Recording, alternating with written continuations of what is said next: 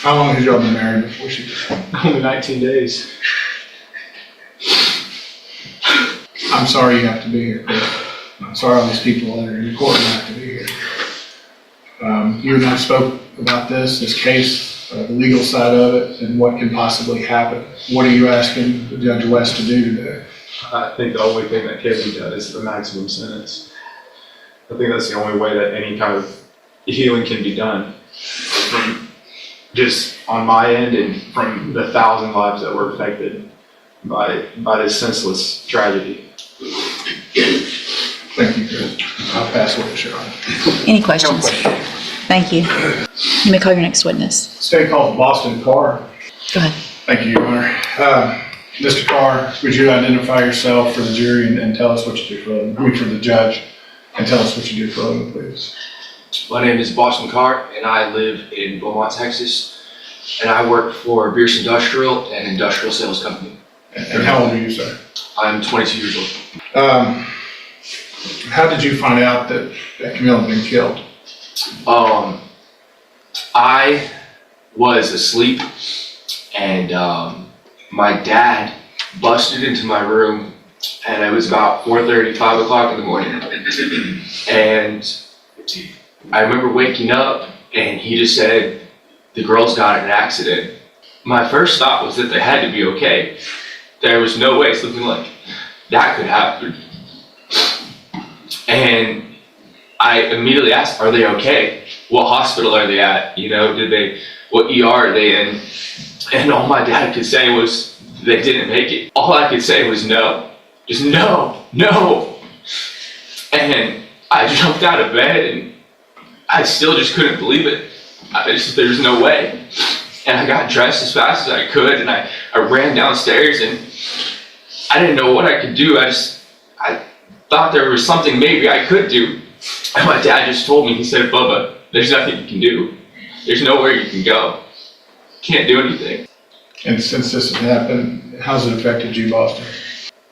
I had begun building my life with Camille, and my life plans and our life that we were building together, and we had just begun to build together, was just taking off. And the one thing that I thought I had done right in my life was deciding to marry Camille. And with that gone, I feel so lost in like this life that I was supposed to have, which has been taken away from me. I'm asking the same question that I asked Chris. What do you want to see happen here today? Full sentencing underneath the law, that's possible. And that's actually not enough, is it? Nothing can fix it. I don't believe it is. I understand. Thank you, Mr. Carr. I'll pass it to Sharon. No questions. Thank you. I have no other witnesses to call in punishment, Your Honor. Thank you, Mr. Nichols. Mr. Young, do you have any witnesses? Yes, sir. We call Salvador Gomez. All right, Mr. Gomez, if you'll just get them close over here, please. Now, when we were preparing for the trial, you've never been convicted of a felony anywhere, correct? That is correct. So you technically qualify for probation. Are you asking this court for probation? No, sir, I'm not. I don't think it's appropriate. I'm taking full responsibility for my actions. And that's why I don't think it's appropriate for me to even think about it. So when the probation officer included all that in the report about, that's nothing you asked for, that's just something they included. That is correct, yes. So I think the last thing is there anything you want to say to the families of Ms. Eisenhower this morning? Yes, I will. To the Eisenhower family, to the Marty family, Mr. Staggs, Mr. Carr, there's nothing that I can say, nothing that I can do to bring your loved ones back. Ever. The remorse and the shamefulness that I feel about this is unthinkable. Nothing that has happened to me compares to the destruction that I've caused in your life. I've destroyed your life. And nothing that my injuries, that doesn't even compare. I can't even fathom what y'all are going through. I really don't. And I've thought about this for over a year. And I just can't come up with a proper thing to say, but what I've said. I don't wish this upon even my worst enemies, because I know you all are hurting beyond imagination. And like I said, I wish I could do something, but I can't. Have you asked for forgiveness from your personal Savior? Yes, I have. I ask for forgiveness for my Lord and Savior Jesus Christ, and I'll have my judgment day with Him one day. Trust me, I've said it to myself a bunch of times, and I've said it to Him too. Why didn't you kill me instead of them? I would have preferred that, but He did what He did, and I'm sorry. I'm very sorry. Pastor Rich. Thank you. Any questions, Mr. Nichols? Yes, Your Honor. Mr. Gomez, how many DWI convictions did you have before this night? 3. 2 here in Texas and 1 in Virginia, is that correct? That is correct. And on those occasions, you were put on probation. Yes, sir. And as part of probation for DWI, I'm sure they taught you the risk when you were wanting to get out and go speak to kids and teach them about drinking and driving. You wanted to show them that you don't think it can happen to you, but it happened to me. That was your words, correct? Yes, sir. It happened to you. Yes. Not you did this to them, but it happened to you. That's how you see this? Oh, no, sir.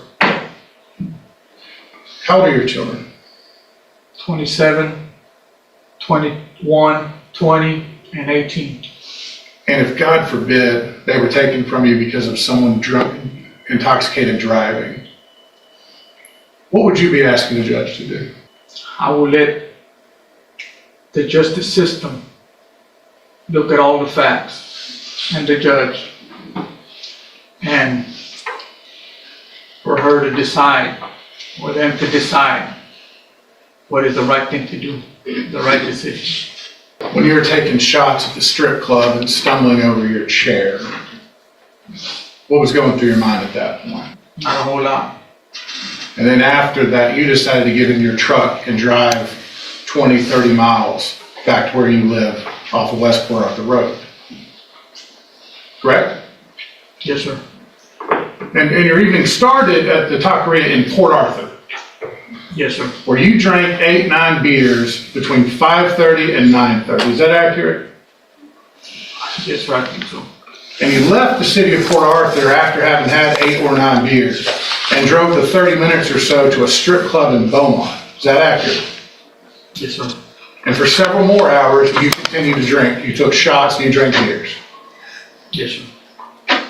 And then after about 12:30, 12:45 in the morning, you got in your truck to drive back to West Port Arthur Road. Yes, sir. And you're asking this court to give you some mercy for your choices. Sir, I'm asking the court to review the facts. And the judicial system, they can make the right decision on what they want to do, sir. I'm sure they can. Pass, please. Anything else, Mr. Young? One question. Mr. Nichols referred to your prior offenses for the misdemeanor of driving while intoxicated. When was the last one? In 2005. Pastor. Anything No other else? questions, Your Honor. All right, thank you. I understand there's times for mercy, there's times for compassion, Your Honor. But I think undeserved mercy to the guilty is further cruelty to the victims. And they've been through everyone's worst nightmare. 20 plus 20 is 40, and that's really not enough, but that is the maximum allowed under law, and that's what I'm asking you to do on behalf of the Marty family, the Eisenhower family, Christopher Staggs, Oscar Carr, and their entire faith community. The one reason all these people, including the Gomez family, are here in this courtroom today is because of what he did, what he chose to do. And it is a tragedy up and down. And so I'm asking you to protect the citizens of Jefferson County from any chance that this could ever happen again from Mr. Gomez. Thank you, Your Honor. Thank you. I have a question, Mr. Nichols, with regard to deadly weapon finding. I'm looking at the indictment, and it doesn't read that there's a deadly weapon. Right, I don't believe it does, Your Honor. Okay. And it's not something I looked into. Is that something I can still find if the indictment doesn't say it? Yeah, I don't have an answer for that. Okay. Do y'all know? If it's not, if it's not in the indictment? The court would have to find, it is permissible without a request, without it being included in the indictment. However, the court would have to point to specific evidence that it was used or intended to be used as a deadly weapon. Okay. And I would argue to the court that perhaps, I mean, if there had been other evidence, but there's really no evidence admitted upon which the court could make such a finding, so I would ask the court not to find that. But I will represent to the court as an officer of the court that it's not absolutely required that it be included. Okay. I really didn't think so. I just wanted to make sure. I would think I guess, Mr. Young, would you disagree with the information that is provided in the pre-sentence report that everyone has agreed that I review, that I could use that as far as, since I've taken judicial notice of that, the letters and everything else, that would be, would you have an objection of me using that if I were in fact to make a finding of a deadly weapon? Your Honor, I think the court can consider all evidence before the court, and if there is evidence that the court can point to that says this supports the finding of deadly weapon, and obviously we can't contest that. Okay. First, I really do want to thank everybody for being here. We don't have full courtrooms like this. These, just as both of the attorneys said, these are some of the most difficult cases that any judge has to deal with for many reasons, obviously. Mr. Gomez, had you been in, well, I'm not sure that it would matter, but had you been in here and this was your first DWI, there might be some sense of what your attorney was asking for me, which is true. I mean, I have to detach myself from the emotional part, which is, it's impossible, but it's required, and I do the best I can to do that. And there are things about you and your life in the past that are good. There are things that the 3 prior DWIs should have taught you. Your age, you're 52 now? 53 now. You know, it's the 3 DWIs previously, even though they're older, and your age, it's not the establishment's fault. Did they violate the law? Absolutely. You're a grown man. Grown man. Got into a vehicle, and you know from your history, you know from your age, you know probably from telling your own children not to drink and drive, and trying to probably instill that in them, and you did it, and you did this. So at this time, in cause number 24, DCCR 1651, I'm going to find you entered your plea of guilty freely and voluntarily, find sufficient evidence to find you guilty, and at this time find you guilty of intoxication manslaughter with a vehicle. I'm going to sentence you to a term of 20 years in the institutional division of the Texas Department of Corrections. There will be an affirmative finding of a deadly weapon. I am basing that on all of the information that's presented in both the pre-sentence report, the attached reports from the officers, in addition to the letters from Mr. Stacks, who unfortunately had to drive up and see this in person, from what they had to use to identify these 2 precious young lives. that there's no way that there is any doubt that you used your vehicle in a manner capable of causing death, and that you in fact did that. In cause number 24, DCCR 1652, I'm also going to find sufficient evidence to find you guilty, and at this time find you guilty of intoxication manslaughter with a vehicle. Sentence you to a term of 20 years. There will also be a deadly finding in that case based on the same information and evidence that I used in the previous one. That sentence will run consecutively to cause number 24, DCCR 1651. In cause number 24, DCCR 1653, I'm also going to find that you entered your plea of guilty freely and voluntarily, find sufficient evidence to find you guilty, and at this time find you guilty of driving while intoxicated, third or more. Find those prior offenses true. Sentence you to a term of 10 years in the institutional division of the Texas Department of Corrections. That will run concurrently with the other two sentences. You will receive credit on these sentences for any time that you've been in custody that the law gives you the right to receive. Comment your opinion, like the video, and subscribe for more real courtroom moments.